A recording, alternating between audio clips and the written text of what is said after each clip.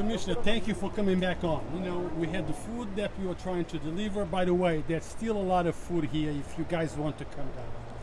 But the reason for this second interview, Commissioner, is about to explain to the people of Yonkers. We had a topic yesterday, a little controversial, but the reason why I put topics like that is so people with the information can jump in and correct.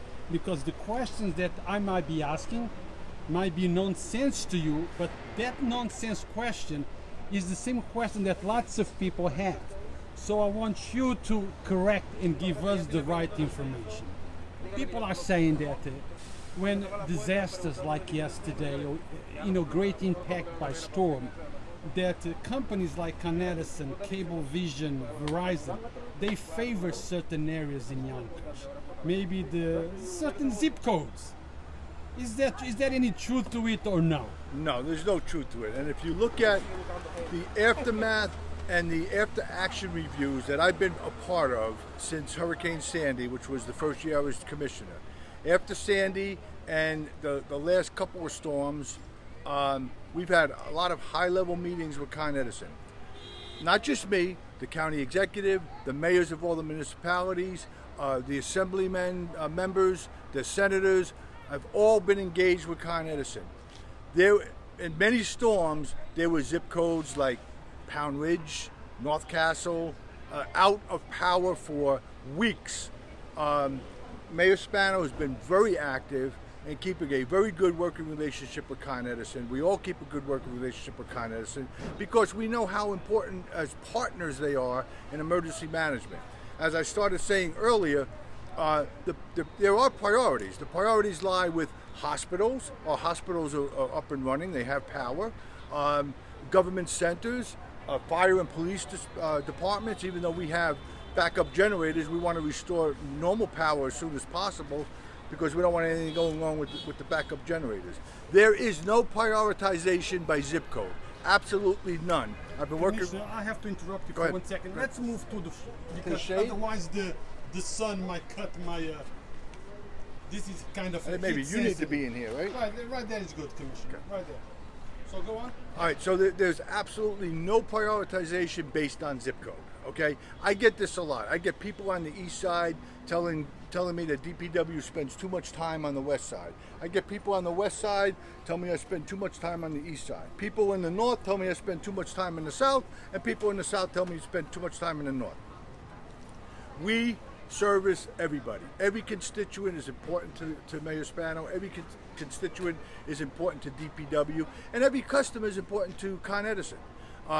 There are limitations. There are factors that run. If we have to use your term, a zip code that is completely out, and let's say there's 10,000 customers there, versus part of a zip code on another side of town and maybe only has 3,000 customers out, where do you think the prioritization is? The prioritization is going to be on repairing the line that services the 10,000 customers. Because now all of a sudden their numbers go from 13,000 all the way down to 3,000, and then they come over and get the 3,000. So the prioritization, as far as I know it from Con Ed, is based on the need, hospitals, firehouses, police departments, government centers, nursing homes. Those are all top priorities. The next priority is based on population. How many customers are out and how many can they restore? Sometimes by repairing an area of town that's furthest away and has the smallest number, but maybe the electricity flows through that neighborhood to get to other neighborhoods. So they're repairing that because it's like a connection. They repair that, then this comes on. Then they come over here and repair that, and that goes on. So that's how Con Edison does their restoration. So let's make it clear that people understand that prioritization of issues, problems, race, or financial status or bank account plays no part in it. Nope. It's about the numbers of people affected, condition, prioritizing like EMS, police, fire. That's what really comes into the fact. Absolutely. And to go one step further, if you look at how we clear the streets, I have people on the east side and some on the west side that live on dead-end streets. And they always complain to me, oh, I pay taxes, this tree's down for 3 days. Well, if I remove that tree so that a fire truck could get into your dead end, but I leave a tree in the middle of Riverdale Avenue and the fire truck can't get north and south in the city, then what good is it having access to your dead end? So we prioritize the main thoroughfares are first. That's like the arteries in your body. You know, we got to make sure they're not clogged. We unclog them, then we get all the capillaries that feed the rest of your body off the artery. We clean them up secondary. So maybe today we'll get to them, maybe tomorrow, maybe Friday. We may not be fully cleaned up until maybe early next week, because we have to work with Con Ed. These wires that are down are very dangerous. And if I have my guys go work on the tree and there's live wires in there, I'm going to get somebody killed. So we have to work in concert with Con Edison. We can't just go in and chop up the tree because it's down. If it has a wire in it, we got to make sure that it's safe first. Now, I'm sure that your department has been working basically 24 hours since yesterday. How is the cleanup going? The cleanup is going good, and I want to caveat this. Okay, I have more people that can pick up branches, small branches, and throw them in the truck than I do that can operate chainsaws and chop trees. So the tree chopping, if there's a tree down in the street, is basically done by the Parks Department, Commissioner Landy. They have 3 teams that are out there working all night. They need to get some sleep too, because when you're operating a chainsaw, it's very dangerous. They've been out there all night. They got teams out today. I have some additional what I call small teams, because I have about 8 chainsaws. They're smaller, just to chop up the tree limbs. So we're doing more cleanup today than road clearing. Last night we were doing more road clearing. A tree limb fell off a tree, we chop that up, we push it over to the side, go to the next roadblock, chop that up, push it over to the side. Now today we're picking that stuff up. We're picking all the debris from the storm, we're picking it up and bringing it to the dump. Now, Commissioner, when things like that happen, like it happened yesterday, the city comes as one, as together. Is there anything that the citizens can help?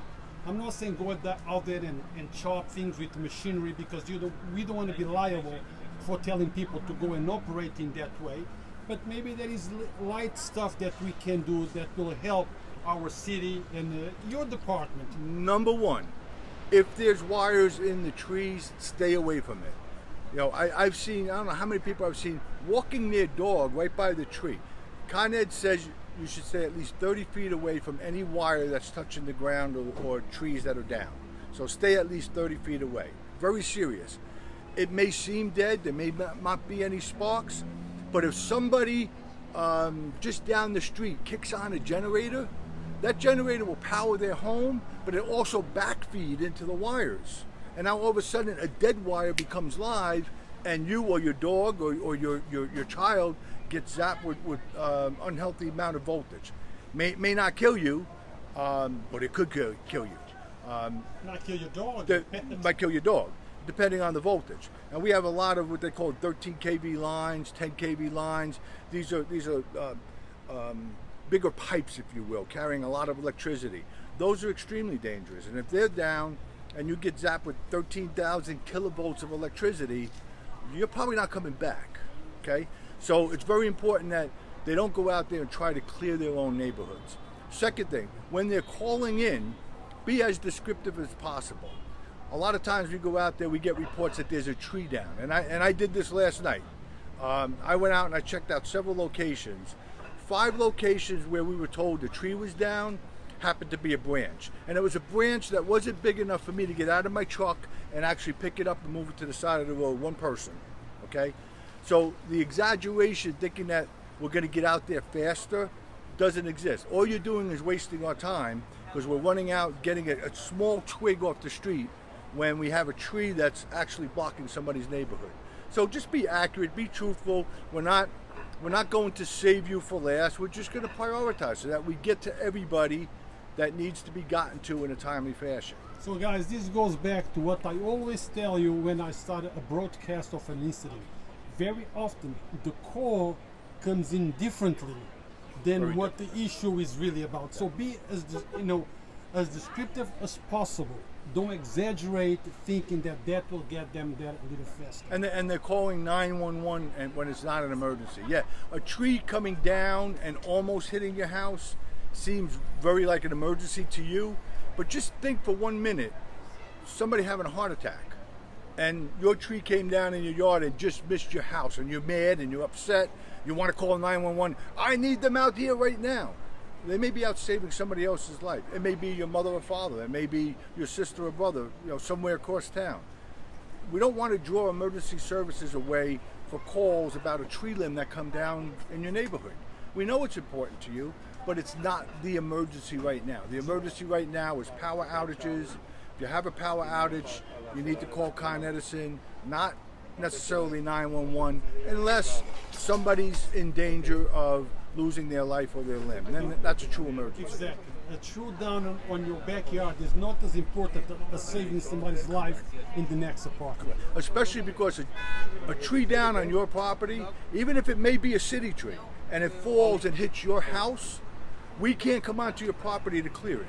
You need to call your insurance company. Your insurance company will tell you to hire a tree cutter, a tree trimmer, that'll come in, get it off your house, and then the insurance company will either reimburse you for that or they'll sue the city if they deem that it was the city responsibility. But city workers are not going to come onto your property to get that tree off your house. Okay? The other thing that they don't know is if the tree on your property falls and hits that thin line that comes from the pole to your house, that's your line. So people are waiting for Con Ed. Con Ed's going to come out 2, 3, 4 days later, and they're going to tell you to call an electrician. So if that line is down, call an electrician. Because don't wait a week for Con Ed to come out, tell you to call an electrician, because now you're going to be mad. You're going to say, I waited a whole week for Con Ed to come out, and they told me to call an electrician.